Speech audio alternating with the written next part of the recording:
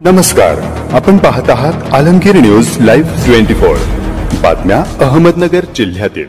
जातीवाचक शिवीगाळ करून जीवे मारण्याचा प्रयत्न। दिनांक 13 मे रोजी दुपारी झालेल्या एका हल्ल्यात जखमी झालेल्या इस्मास आपल्या गाडीतून पोलीस स्टेशनला घेऊन जात असताना त्याच इस्मावर हल्ला करणाऱ्याने गाडी मालक संजय बबन शेलार यासही जातीवाचक शिवीगाळ करून लोखंडी पाईपने मारहाण करत जीवे मारण्याचा प्रयत्न केला आहे। श्री मारुती बाबा जाधव राहणार पारळी रांजणगाव येथील युवकास किरकोळ वादातून मारहाण केल्याने सदर युवक आरोपींविरुद्ध गुन्हा नोंदविण्यासाठी सुपा पोलीस स्टेशनला जाण्याकरिता श्री संजय बबन शेलार राहणार पारळी रांजणगाव तालुका पारनेर यांची गाडी महिंद्रा KUV ही भाडेतत्वावर घेतली होती व पोलीस स्टेशनला निघाले असता तिथे आरोपी किशोर सूर्यकांत करंजुले यांनी गाडी मालकास याला पोलीस स्टेशनला घेऊन जाऊ नको, याला मी मारले आहे, तुमचे सगळे कुटुंब गावातून हाकलून देऊ व तुमच्यावर चोरीचा आरोप लावून पोलिसांकडून बंदोबस्त करू अशी धमकी देऊन जातीवाचक शिवीगाळ केली।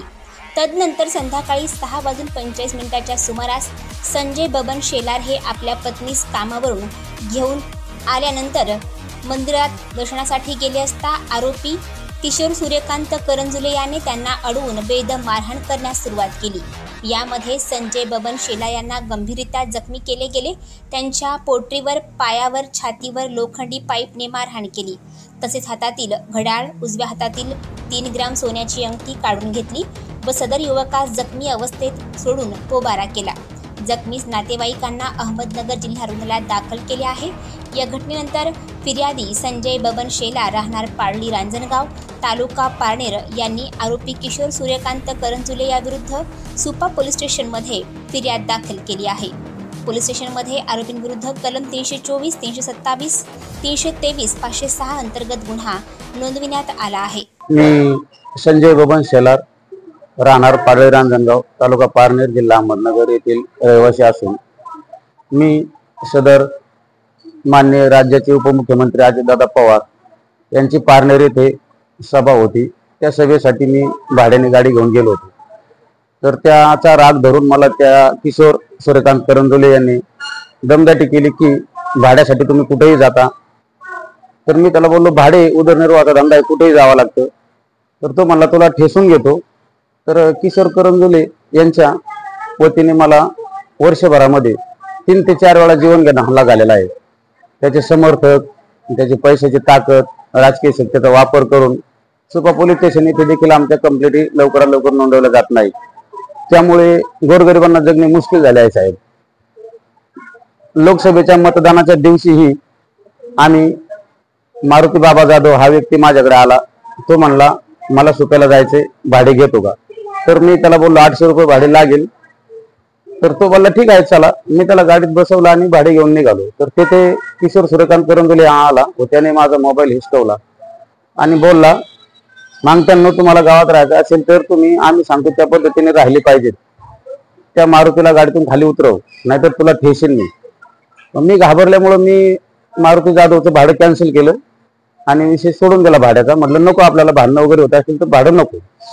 माझी मिसेस ढवळगाव इथे कामाला आहे, ती संध्याकाळी आली। मी तिला दैठण इथे आणायला गेलो, दैठणवरून तिला घरी आणलं, घरी सोडलं तिला। त्यानंतर मी गावामध्ये गेलो दर्शन करण्यासाठी। गावामध्ये मी गाडीतून खाली उतरताच किशोर सूर्यकांत करंजुले यांच्या समर्थकासहित तेथे हजर होता।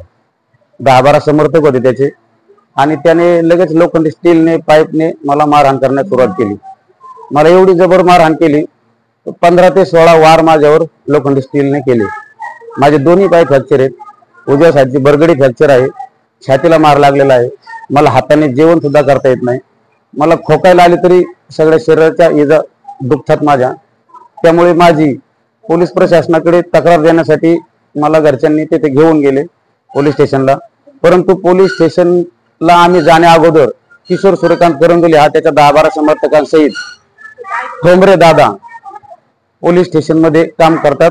हे ठोंबरे दादा तेथील लेडीज ठाणे अंमलदार तसेच तांबोळे मॅडम यांनी आमची 3 ते 4 तास तक्रार नोंदवून घेतली नाही। समोरच्या व्यक्तीबरोबर त्यांनी काय हातमिळवणी करायची केली। आमचा पूर्ण रक्तपात झालेला होता। रक्तपातासहित मी माझ्या 2 मुली, माझी मिसेस आणि माझा भाऊ घेऊन सुपा पोलीस स्टेशन येथे 3 ते 4 तास थांबून राहिलो, तरीही माझी तक्रार नोंदवून घेतली नाही। शेवटी आम्ही तिथेच झोपून राहण्याचा पवित्रा घेतला, त्यामुळे आमची तक्रार नोंदवण्यात आली. तक्रार नोंदवल्याच्या नंतरही आम्हाला पोलिसांकडून सांगण्यात आले, आम्ही एवढा वेळ तक्रारीला लावला, तुम्हाला कुठे आमची तक्रार करायची ते करा. तर हे सुपा पोलीस स्टेशन सुद्धा साहेब गोरगरिबांना न्याय देत नाही. सुपा पोलीस स्टेशन सुद्धा हे दंडेलशाही करणाऱ्या, राजकीय शक्तीचा वापर असणाऱ्या लोकांना मदत करते. गोरगरिबांना न्याय मिळणे मुश्किल झाले आहे. तर माझी महाराष्ट्र शासनाला आणि आपल्या सर्व पत्रकार बंधूंना अशी विनंती आहे, गोरगरिबांना जर योग्यरित्या जगू द्यायचा असेल तर अशा गुंड प्रवृत्तीचा बंदोबस्त माननीय SP साहेबांनी करणं अपेक्षित आहे, तरच गोरगरिबांना जीवन जगता येईल. किशोर करंजुले या व्यक्तीकडून मला या वर्षभरामध्ये 3 ते 4 वेळा मारहाण झालेली आहे. या अगोदरही त्यांनी मला मारुती मंदिरामध्ये मारलेलं आहे.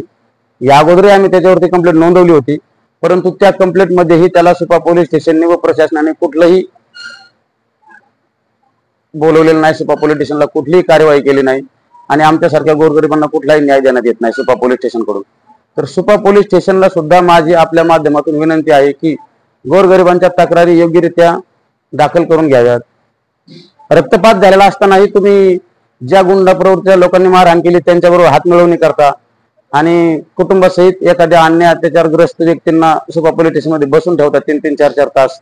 तरी जगणं मुश्किल आहे. गुंडांकडूनही जगणं मुश्किल आहे आणि सुपा पोलीस स्टेशन सारख्या प्रशासकीय यंत्रणेकडूनही गोरगरिबांना त्रास होत आहे. तर ह्या त्रासाला पूर्णतः आमचं कुटुंब घाबरलेलं आहे आणि यांच्याकडून आमच्या कुटुंबाला खऱ्या अर्थाने जीवन जगता येईल का नाही अशी मुश्किल परिस्थिती निर्माण झालेली आहे. माझी प्रशासनाला आणि शासकीय यंत्रणेला अशी विनंती आहे की किशोर करंजुले या व्यक्तीला ताबडतोब अटक करावी व आम्हाला योग्य तो न्याय द्यावा अशी माझी SP साहेब, प्रशासन, राज्याचे मुख्यमंत्री, उपमुख्यमंत्री यांना विनंती आहे. जर आम्ही माननीय अजितदादा पवार राज्याचे उपमुख्यमंत्री यांच्या सभेसाठी जात असेल आणि आमचे हातपाय फ्रॅक्चर होत असतील तर आम्ही जीवन जगायचं कसं साहेब? आम्हाला काहीतरी, माझी तर डायरेक्ट अजितदादा पवार यांनाच विनंती आहे, त्यांनी आम्हाला या निमित्ताने योग्य न्याय द्यावा व अशा गुंड प्रवृत्तीचा बंदोबस्त करावा अशी माझी अजितदादा पवार यांना सुद्धा विनंती आहे. त्यामुळे माझ्यावर जो अन्याय झालाय असाच अन्याय पारनेर तालुक्यामध्ये अनेक गोरगरिबांवर झालेला आहे साहेब, परंतु राजकीय ताकदीमुळे, पैशाच्या ताकदीमुळे गोरगरिबांना न्याय मिळत नाही. तर मुख्यमंत्री, उपमुख्यमंत्री आणि नगर जिल्ह्याचे SP साहेब, आयुक्त साहेब, पोलीस कमिशनर, पोलीस महासंचालक यांना माझी हात जोडून विनंती आहे, गोरगरिबांना जर जगू द्यायचं असेल तर अशा गुंड प्रवृत्तीचा बंदोबस्त करावा एवढं माझं सांगणं आहे. आणि या सांगण्याची नोंद प्रशासनाने, राज्याचे मुख्यमंत्री, उपमुख्यमंत्री यांनी घ्यावी आणि माझ्या कुटुंबाला योग्य तो न्याय द्यावा. धन्यवाद. मी संध्या शेलार, हे माझे पती आहेत. माझ्या पतीला किशोर करंजुले यांनी जबर मारहाण केली आहे. तो कायम आमच्यावर दादागिरी करतो. ते आम्हाला गावामध्ये जगून पण देत नाही. माझ्या दोन्ही मुलींचे शिक्षण चालू आहे, माझ्या पतीचे पण शिक्षण चालू आहे. किशोर करंजुले हा माणूस कायम आम्हाला दमदाटी करतो. माझ्या नवऱ्याला त्यांनी एवढ्या एका वर्षात त्यांनी 3 वेळा मला त्यांनी मारला आहे. तो का असा करतो? कारण तो कायम राजकारणावरून गावामध्ये त्रास देतो. कारण बाकीच्या लोकांना सुद्धा तो जवळ करून आमच्या कुटुंबावर दादागिरी करतो. माझ्या दोन्ही मुलींचे शिक्षण चालू आहे. माझ्या जर पतीला जर काय कमी जास्त झालं तर माझ्या 2 मुलींच्या शिक्षणाची, लग्नाची त्यांची कोण जबाबदारी घेणार? त्या किशोर करंजुलेला लवकरात लवकर अटक व्हावी ही माझी प्रशासनाला विनंती आहे. त्याने तो कायमच म्हणजे गोरगरिबांना कायमच छळवणूक देतो. त्यांनी कायमच म्हणजे गावामध्ये त्रास, अन्याय हा गोरगरिबांवर करतो. यांनी माझ्या पतीला यावर्षी 3 वर्ष त्यांनी तेवढे 3 वर्ष त्यांनी खूपच जास्त त्रास दिला. पण ह्या वर्षी त्यांनी 3 वर्षात एका वर्षात त्यांनी 3 वेळा मारहाण सुद्धा केली आहे. आणि ह्याच्या आधी सुद्धा अजून दुसऱ्या लोकांना सुद्धा त्यांनी मारहाण केली आहे. पण त्याच्या पैशाच्या ताकदीमुळे आणि त्याच्या पोलीस सुद्धा आम्हाला मदत करत नाही. गावामध्ये सुद्धा पोलीस लोक आहेत गोरगरिबांची तक्रार नोंदवून घेत नाहीत. त्या दिवशी आम्हाला यांना एवढं मारलं, परवाच्या दिवशी यांना एवढं मारलं, आम्ही 4 ते 5 तास आम्ही पोलीस स्टेशनला बसून होतो. तरी पण पोलीस स्टेशननी त्यांच्या एवढं यांचं रक्त सुद्धा जात होतं. तरी पण प्रशासनाने, त्या पोलीस स्टेशनला लोकांनी त्यांचं रक्त इतकं जात होतं तरी पण त्यांनी लवकर आमची तक्रार नोंदवून घेतली नाही. आधी त्या लोकांची नोंदून घेतली, त्यांनीच मारहाण करून सुद्धा त्याच लोकांची तक्रार नोंदून घेतली, त्याच्यानंतर आमची घेतली. एवढं प्रशासन सुद्धा नका म्हणजे त्यांच्या बाजूने उभा आहे. आम्हाला म्हणजे गोरगरिबांना ते लोक सुद्धा जगून देत नाही. विनंती आहे की त्यांनी आम्हाला लवकरात लवकर न्याय द्यावा आणि त्या किशोर करून दिलेल्या लवकरात लवकर अटक